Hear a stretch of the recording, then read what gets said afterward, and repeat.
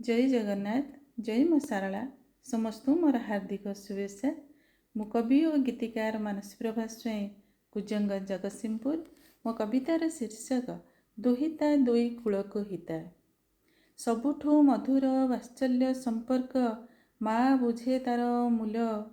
जननी भगिनी जायार रूपरे केही हेबेनि ता तुल। दुहिता अटे से दुई कूल हिता नामरे से कन्या रत्न। सबु कषणकु पछरे पकाई सभिंकर करे जत्न। थटा मजा मस्ती कौतूहल प्रीति केते जे अळिय झट। ममता परसे आकटिले बुझे साजी थाए भल चाट। बापा माँ पाई शुभ लक्ष्मी सेत भाई हाथे शुभ राखी।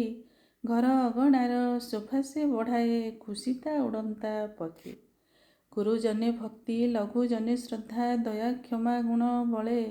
असाध्य काम को सिद्धि करने मन टाण सदा काले।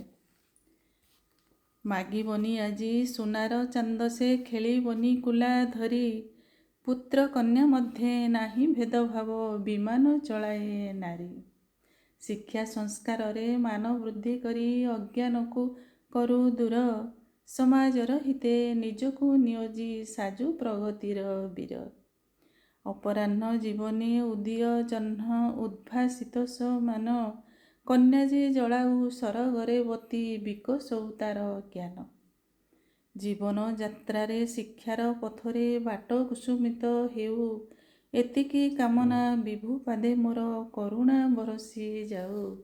करुणा बरसी जाऊ। जय जगन्नाथ। समस्त मोर धन्यवाद।